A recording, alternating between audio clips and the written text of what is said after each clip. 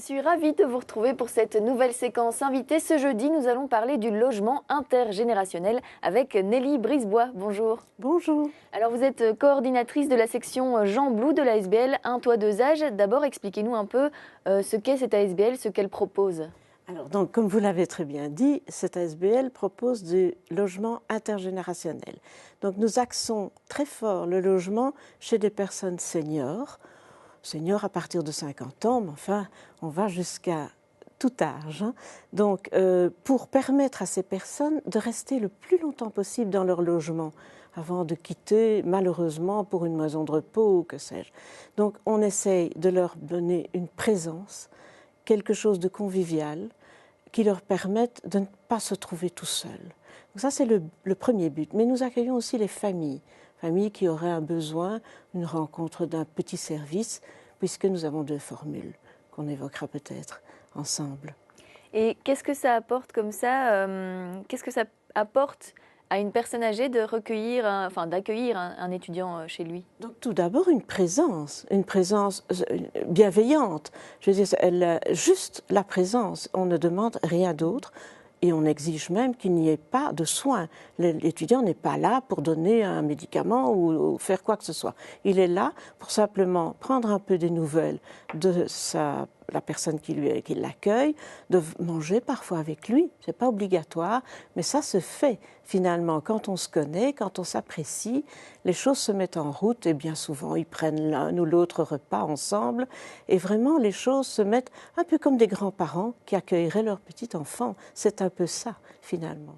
Et du côté de l'étudiant, quels sont les avantages pour lui d'utiliser cette formule? Eh bien, l'étudiant qui vient vers cette formule, il vient simplement parce qu'il retrouve soit une ambiance familiale ou de grands-parents, et aussi ça peut être, et c'est même souvent, la recherche d'un confort d'étude, c'est-à-dire de ne pas être dans les sollicitations pour sortir, gadailler, entre guillemets, mais de décider de lui-même s'il prend sa liberté, s'il va à une soirée ou pas.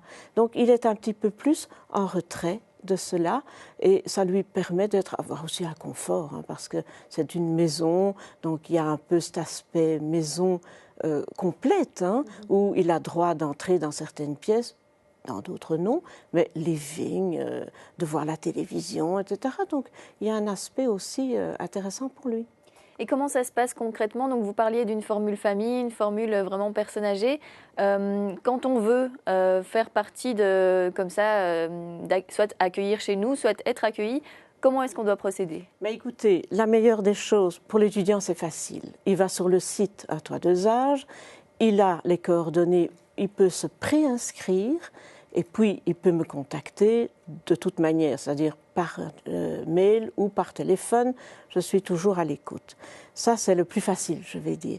Les personnes plus âgées ou les familles, mais les familles, il n'y a pas de souci non plus. C'est aussi par le mail ou par l'inscription que ça se joue. Les personnes plus âgées, elles peuvent prendre mon téléphone, elles peuvent m'atteindre pratiquement à toute heure du jour et je reste souvent ouvert la soirée aussi. Parce que je me dis bien que, bon, à un moment donné, on peut se dire, tiens, je vais le faire maintenant. Et donc, elles peuvent, à ce moment-là, prendre tous les renseignements et voir si elles ont une chambre libre. Les enfants sont parfois partis, sont sortis du nid. On a une chambre qui ne sert plus à rien, mais qui est habitable. Donc, il y a tout ce qu'il lui faut. Il ne faut pas grand-chose.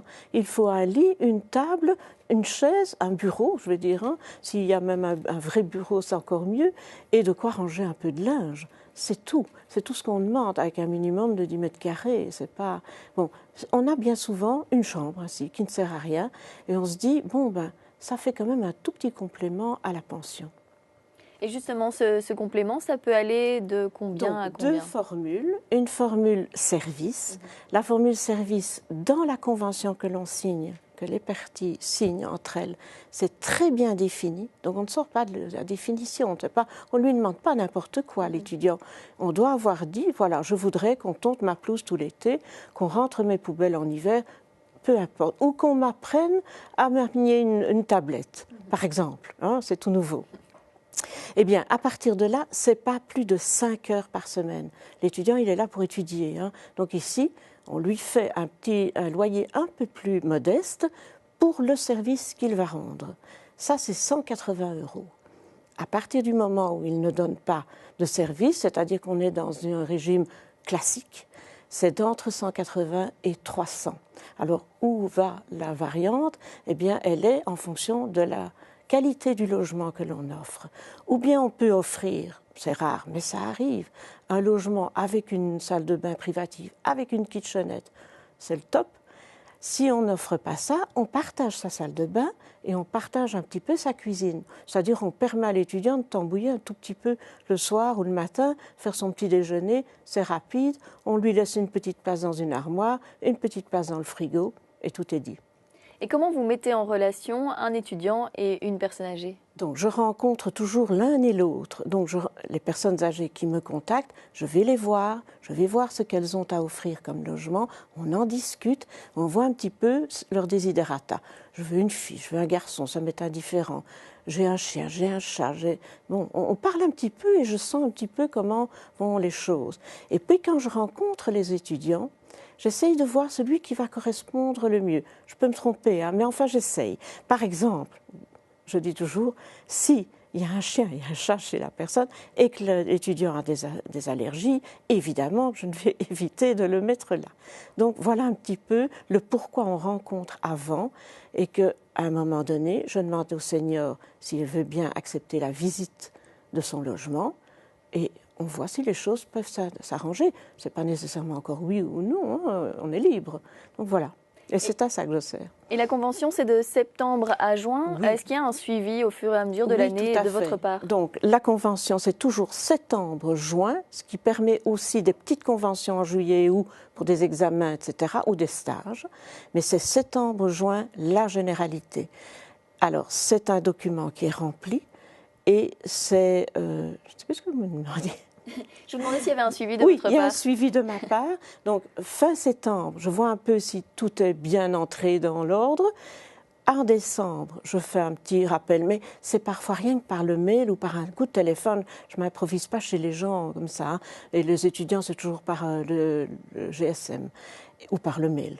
Et puis, à Pâques, et puis vers la fin de l'année, où j'essaie de sentir s'ils vont rester encore pour l'année suivante ou s'ils abandonnent. Il y a beaucoup d'étudiants qui décident de rester après leur année académique? Oui, il y en a qui font leurs 4 ou 5 ans chez la même personne, s'ils s'y plaisent bien. Hein? Oui, bien sûr. Et à Gembloux, donc c'est tout récent, ça fait 1 an et demi. Ça fait un an presque exactement, un an et 2-3 mois, puisque j'ai commencé au mois de mai de l'année dernière. On avait commencé les tractations en avril, donc le temps que ça se mette en place, donc il y a une bonne année. Et je dois dire que ça a très bien fonctionné l'année dernière. On a fait quelques logements à la satisfaction générale et des uns et des autres. Je n'ai pas eu de problème. Et donc, je voudrais bien voir un petit peu si, sur le centre de Gembloux, parce que moi, j'ai pas mal de logements ouverts sur les entités adjacentes, vraiment Sauvenières, Lonzé, etc. Mais le centre de Gembloux, ça m'intéresserait de voir des personnes qui se lancent. Donc là, vous voulez lancer un petit appel aux gens? Je lance un appel. Oui. Venez chez moi, appelez-moi. Et on se rencontrera et si ça ne convient pas, ce n'est pas grave. Mais peut-être débouchera-t-on sur quelque chose d'intéressant, pour les uns comme pour les autres. Et dans tous les cas, ça peut vraiment créer, comme vous le disiez, une vraie relation grands-parents, petits-enfants. Exactement. C'est vraiment un lien, mais même dans les familles, c'est un lien très fort qui parfois se met en place. C'est étonnant, mais enfin finalement, comme vous dites, c'est un peu comme si on était chez les grands-parents et c'est ce petit lien qui fait la différence. Ce que je dois aussi ajouter, c'est qu'il y a de part et d'autre, tant pour le senior que pour l'étudiant, une adhésion à la SBL. Ah oui. Mais tout se retrouve sur le site. Nous avons un site. Parfait. Mais donc comme ça, tout le monde pourra aller sur le site internet. Voilà. Bien, merci Nelly Brisebois d'être venue sur ce plateau aujourd'hui. Je rappelle donc que vous êtes coordinatrice de l'ASBL Un Toit Deux Âges pour Gembloux et vous proposez donc de mettre en relation des étudiants et des personnes âgées pour pouvoir vivre ensemble. Eh bien, rendez-vous la semaine prochaine pour une nouvelle séquence invitée. En attendant, passez un excellent moment sur notre chaîne.